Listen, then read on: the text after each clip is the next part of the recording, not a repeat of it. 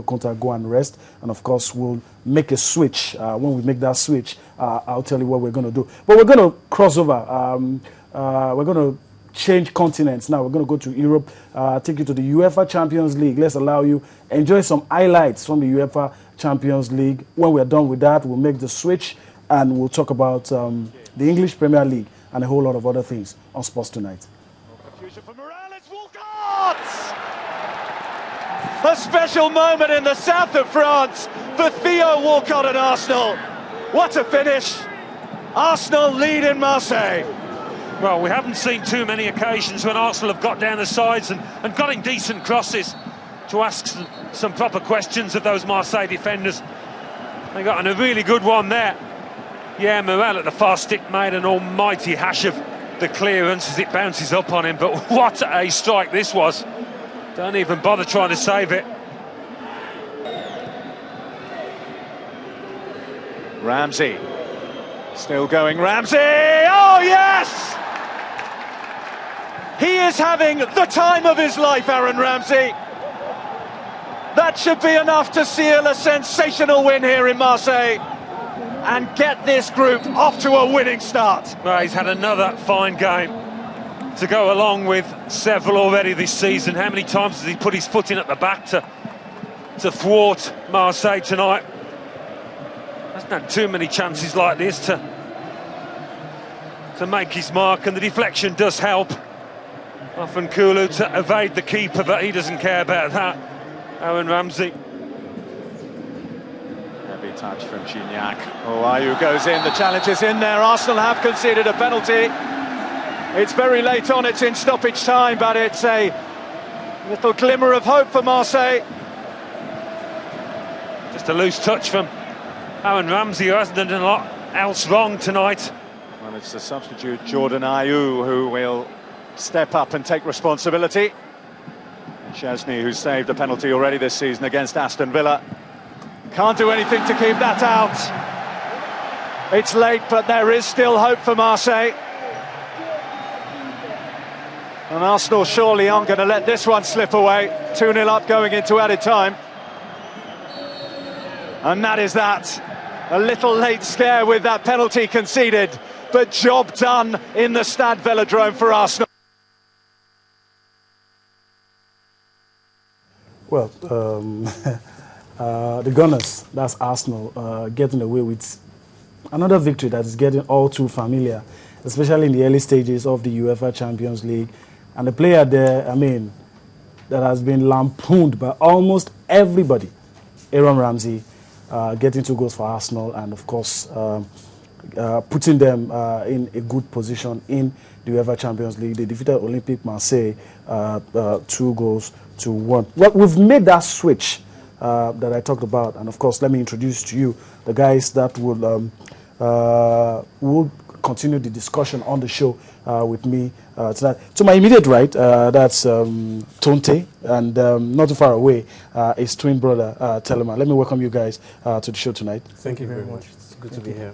All right, so let's get straight into it. Let's quickly talk about the fallout of the UEFA Champions League. Last time you guys were here, we talked about Jose Mourinho, and I don't know, it's early days yet, but I don't know, a lot of people have started saying some things, and I don't know if you agree with some of the things you hear about Jose not wanting Benitez to take the glory. I mean, from the streets, rumor mill. But let's talk about it. Is it something to worry about? I mean, the man simply refuses to use his best players.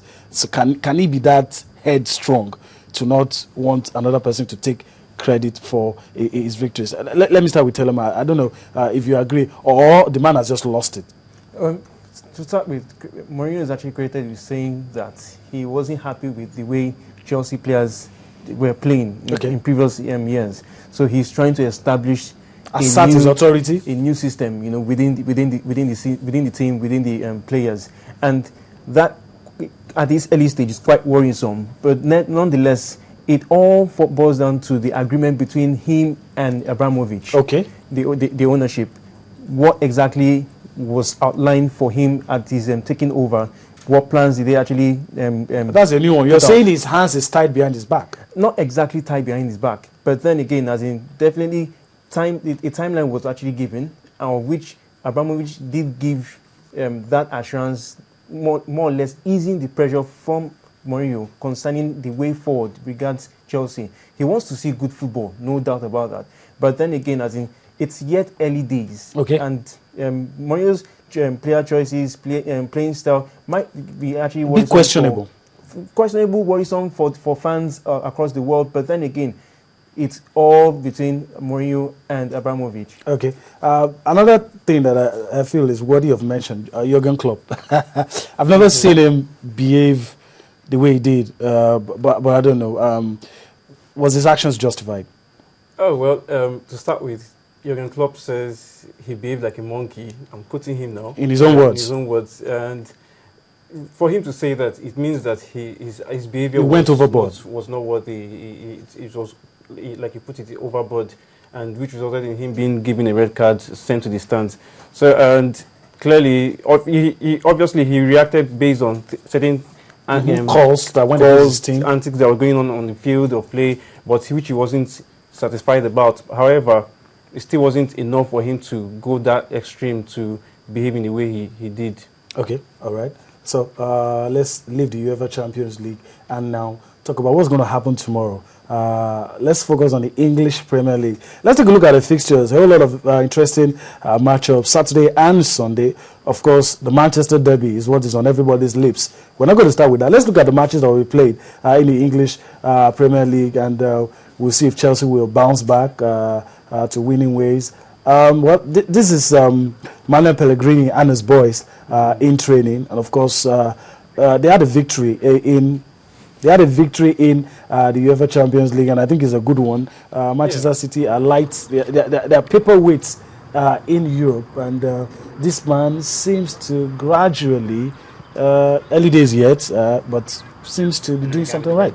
Yeah, for Pellegrini and Manchester City, one thing you can see here is that there's an objective. Okay. Unlike the last two seasons when they were in the Champions League, they made it to Champions League.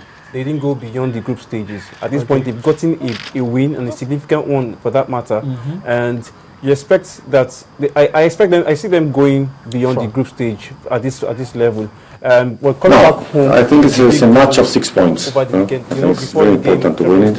They actually had one of the most important. A new draw against Stoke, but they went into the Champions League and they won the game 3 goals to 0.